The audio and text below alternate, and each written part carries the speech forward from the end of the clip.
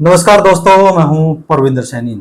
दोस्तों, आज हमारे साथ बेहद ही खास मेहमान हैं, हमारे गुरुजी, जिन्होंने हमें पढ़ाया है, जिन्होंने हमें इस काबिल बनाया है कि आज हम कहीं पर खड़े हो सकें। बड़े लंबे समय के बाद हमारी उनसे मुलाकात हुई और जैसे ही मुलाकात हुई तुरंत हम उनके घर पहुंच गए।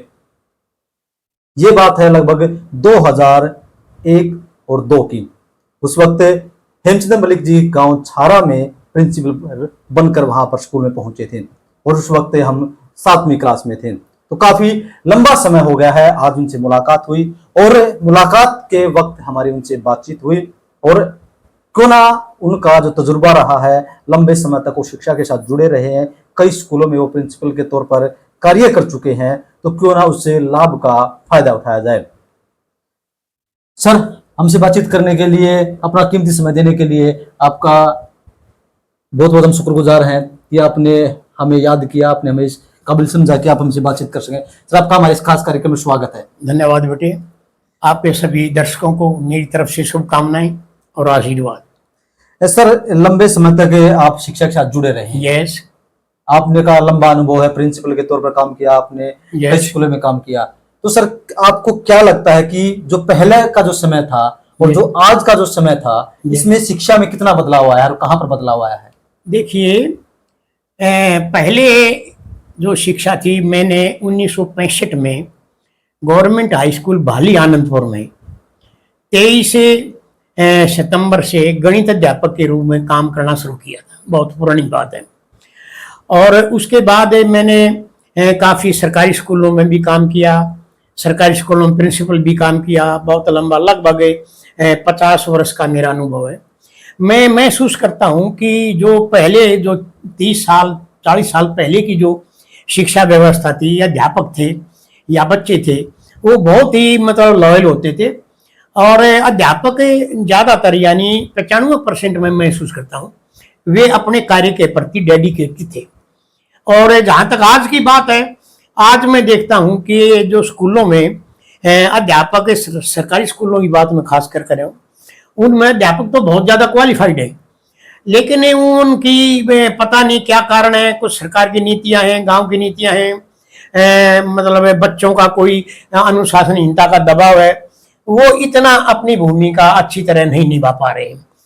क्योंकि उन्होंने, आज मैं ये कह सकता हूँ कि आज लगभग हर सरकारी स्कूल में 2-4 अध्यापक ही होंगे जो बहुत डेडिकेटेड हैं, ना बाकी तो वैसे काम चलाऊ हैं। ये कई प्रकार की नीतियां भी हैं, सरकार की भी हैं, समाज का दबाव भी है, इस तरह ये काम चला है। तो शिक्षा के स्तर में बहुत गिरावट आई हुई है। मैं आपको बताऊं, जब मैंने 21 अगस्त 2001 को छारा में ज्वाइन किया, तो मैं प्रेयर में गया। तो मैंने वहां प्रेयर में 12वीं से 6वीं तक के हर एक मास्टर को उठाया। तो मैंने एक प्रश्न पूछा था कि भाई एक ऐसा वाक्य बनाओ जिसमें छारा शब्द आ जाए। तो 12वीं, 11वीं, 10वीं, 9वीं, 8वीं, 7वीं कोई बच्चा इसका सही उत्तर नहीं पाया। एक 6ठी के बच्चे ने ये उत्तर दिया कि मैं छारा गांव का रहने वाला हूँ। तो मुझे बड़ा दुख हुआ, और इस दुख ने मेरे को इतना तंग किया कि मैंने अपनी वहां लगभग 3 साल में अपनी जान की बाजी, जितना मेरे अंदर नॉलेज गेन किया था, सारा जो ज्ञान है वो मैंने बच्चों के ऊपर लगाया, और मैं काफी हद तक सफल भी रहा। वहां मुझे 4 बार डिस्ट्रिक्ट एडमिनिस्ट्रेशन द्वारा, डीसी द्वारा, डीओ द्वारा सम्मानित किया गया। पौधारोपण कार्यक्रम में, स्मॉल शेविंग में, परीक्षाओं में और कंप्यूटर एजुकेशन में 4 बार मुझे वहाँ सम्मानित किया गया। तो मुझे बड़ी खुशी है वहाँ की, और कि भाई मैंने अपना जो गोल्डन पीरियड था, वो मैं गोल्डन पीरियड इसलिए कहता हूँ कि वहाँ काम करने की गुंजाइश ज्यादा थी और मैंने काम किया, तो मैं बहुत खुश हुआ वहाँ के पीरियड से। तो शिक्षा में तो आज बहुत ज्यादा गिरावट आ चुकी है। हालांकि जो प्राइवेट स्कूल है उनमें काम हो रहा है, बच्चे कोचिंग सेंटर हैं वहाँ ज्ञान प्राप्त कर रहे हैं, और देहात के बहुत से बच्चे आगे जा भी रहे हैं। सर, एक चीज मुझे देखने मिल रही है कि जिस वक्त हम स्कूल में पढ़ते थे, सरकारी स्कूल में पढ़ते थे, उस वक्त जो अध्यापक थे बच्चों की पिटाई कर देते थे, और बच्चे जो है अध्यापकों से डरते थे। लेकिन आज के समय में हम देखते हैं ना तो अध्यापक बच्चों की पिटाई कर पाते हैं, अगर अध्यापक बच्चों की पिटाई भी कर देते हैं तो बच्चे पलट के अध्यापक पर वार भी कर देते हैं। तो ये जो पतन है ये क्यों हो रहा है? देखिए ये पतन स्कूलों में इसलिए हो रहा है कि हमारे समाज में भी गिरावट आ गई नैतिक मूल्यों की। हमारी सरकार की नीतियां हैं, समाज की नीतियां हैं। आज कुछ पेरेंट्स का रोल भी बड़ा है। अब छोटे परिवार है, एक एक दो दो बच्चा है, वो ज्यादा प्यार करते हैं, वो डरते भी है ऐसा ना हो कभी बच्चा कोई ऊंच नीच कर जाए, तो इसलिए वो उसकी तरफदारी करते हैं। और अध्यापक जो है वो इस बात से घबरा जाता है कि भाई मुझे परेशानी होगी, अनावश्यक परेशानी होगी, तो मैं क्यों ज्यादा छेड़खानी करूं। तो ये एक मुख्य कारण है जिसके कारण जो ना वो अध्यापक पूरी तरह काम नहीं कर पा रहे। लेकिन मैं ये मानता हूं कि जो अध्यापक पूरी तरह डेडिकेटेड है ना, उसका आज भी समाज में सम्मान है और बच्चे उसका सम्मान करते हैं, इसमें कोई शक नहीं। सर एक चीज और देखिए, जिस वक्त आप छारा गांव में प्रिंसिपल बनकर आए थे, Yes. आप टोपी पहनते थे, Yes. हाथ में डंडा रखते थे, Yes. तो लोग कहते थे कि भाई बिल्कुल जैसे कर्नल होते हैं ना, फौजी टाइप का इंसान होते हैं, Yes. इस तरीके से काम करते हैं। Yes. तो क्या अगर सभी जो प्रिंसिपल है अगर वो उसी अवतार में आ जाएं, तो Yes. क्या हम ये मान लें कि जो स्कूलों का भला हो सकता है, सरकारी स्कूलों का, जहां पर आज बच्चे लगातार घट रहे हैं? यस, हो सकता है, ऐसी बात नहीं। मैं वहाँ 4 मैंने सिद्धांत मुख्य रूप से अपनाए और इन सिद्धांतों का वीडियो बना करके आजकल के जो प्रिंसिपल्स के पास भेजा भी है। पहला सिद्धांत तो ये है कि भाई आप रेगुलरिटी एंड पंक्चुअलिटी रखो, प्रिंसिपल का ये जरूरी है। और दूसरा है कि आप पूरी तरह ईमानदार रहो।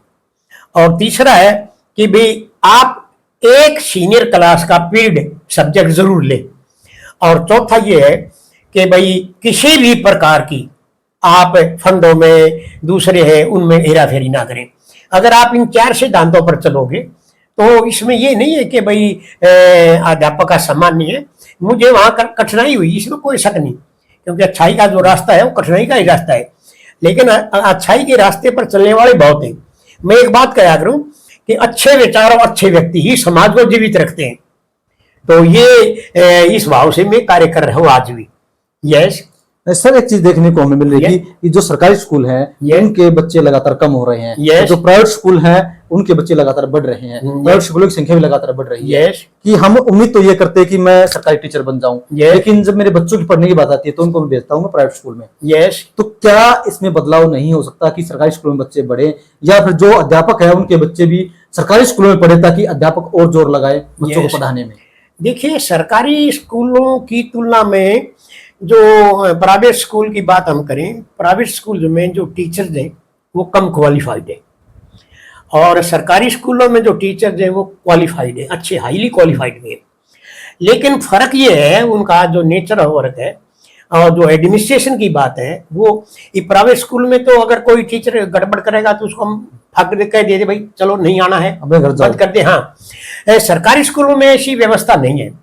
सरकारी स्कूल में जो टीचर है वो पॉलिटिकल एम्बिशन भी रखते हैं, उनके पॉलिटिक्स के लोगों से भी संबंध है, तो वो ना तो मुख्याध्यापक से डरते हैं ना समाज से डरते हैं, इसलिए वो जो है ना वो ठीक तरह काम वहाँ नहीं कर पा रहे।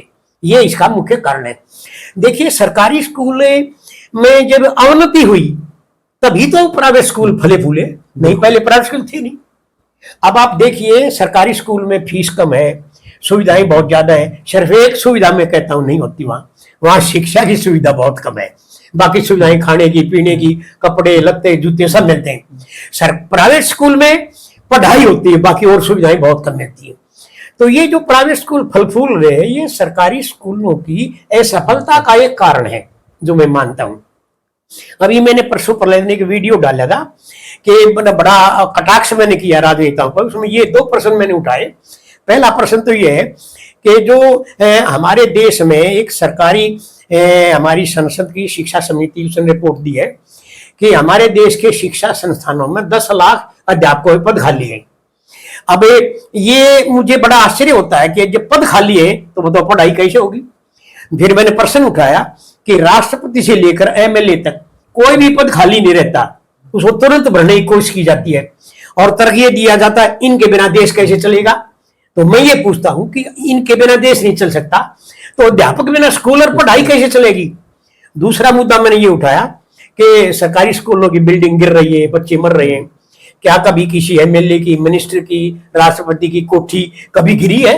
कोई उनका बच्चा दबका मेरा है? इसलिए आप इन दोनों बिंदुओं पर गहरी चिंतन करें। तो ये जो शिक्षा की जो व्यवस्था है बहुत बुरा, वहाँ फैसिलिटीज नहीं है।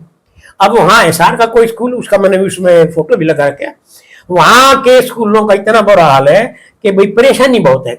और एक अन्य रिपोर्ट के अनुसार ये है कि हमारे देश में 1 लाख ऐसे प्राइमरी स्कूल है जहाँ केवल एक अध्यापक काम करता है। अब आप सोचिए कि वो एक अध्यापक सारी कक्षाओं को, सारे विषय कैसे पढ़ा पाएगा।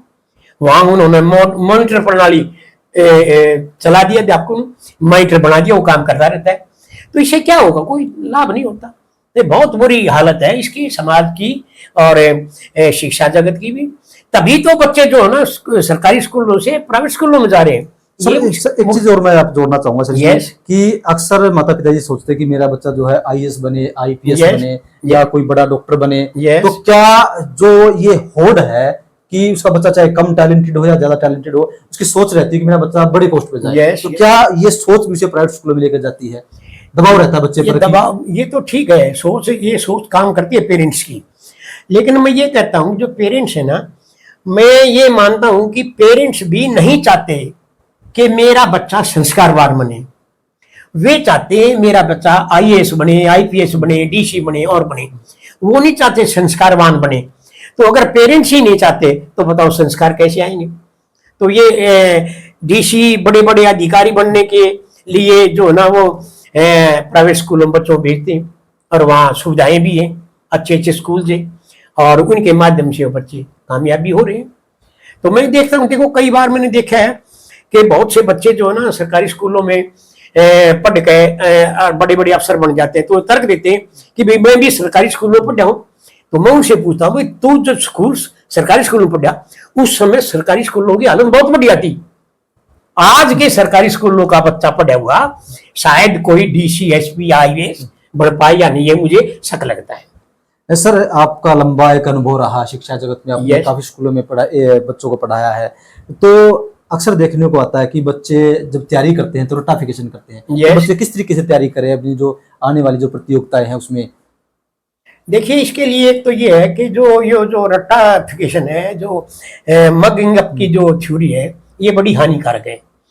क्योंकि आजकल जो बच्चे कामयाब हो रहे हैं वो मतलब किताबों के पढ़ने से नहीं, मतलब लाइब्रेरी में जाने से, बड़े बड़े मतलब लेख पढ़ते हैं, अखबार पढ़ते हैं, उनमें उनको गैदर नॉलेज गैदर होता है।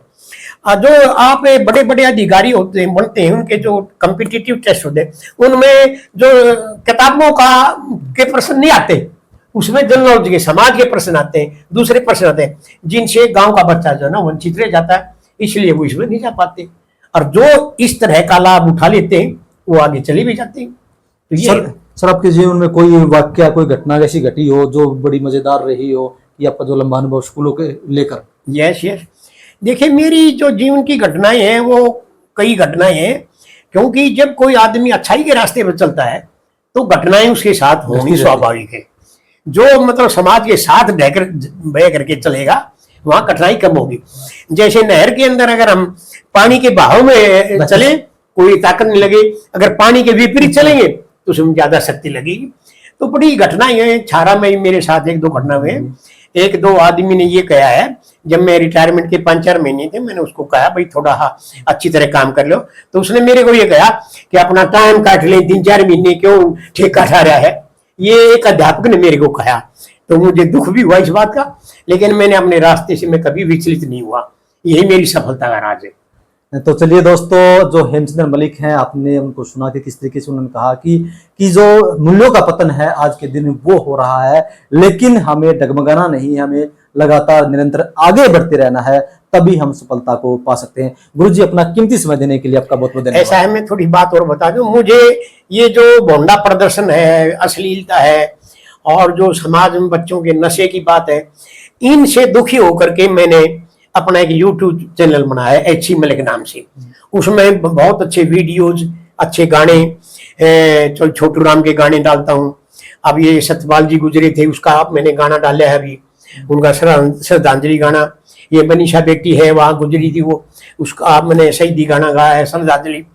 तो मैं कोशिश करता हूँ कि भाई जो युवा वर्ग है ये जो है ना वो इन मेरे इस YouTube चैनल से प्रेरणा ले, और इसी उद्देश्य से मैं बड़े बड़े हमारे हरियाणा के महारथियों के इंटरव्यू लेकर के वाइस चांसलर, रजिस्ट्रार, बड़े बड़े डॉक्टर्स, बड़े बड़े शिक्षाविद, उनका इंटरव्यू लेकर डालता हूँ, और ताकि वो बच्चे प्रेरणा ले सके और वो आगे बढ़ सके। ये मेरा इस चैनल का उद्देश्य रहा है।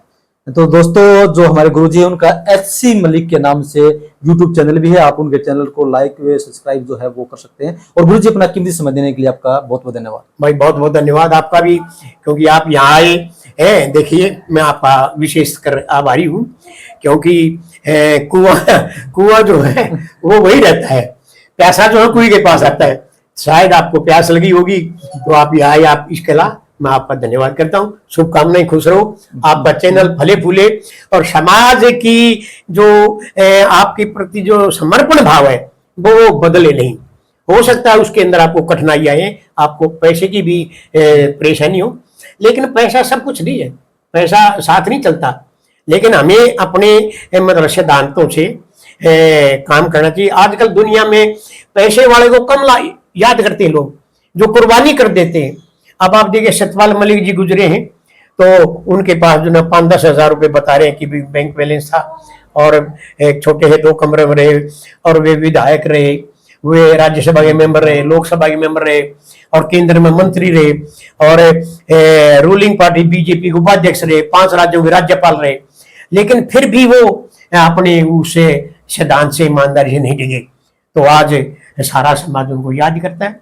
तो सच्चाई जो है ना वो कभी दब नहीं सकती, वो परेशानी तो आएंगी, क्योंकि सच्चाई का मतलब ये है कि परेशानी आना। तो भाई आपका बहुत बहुत धन्यवाद, थैंक यू वेरी मच, आपको बहुत बहुत शुभकामनाएं, बहुत बहुत।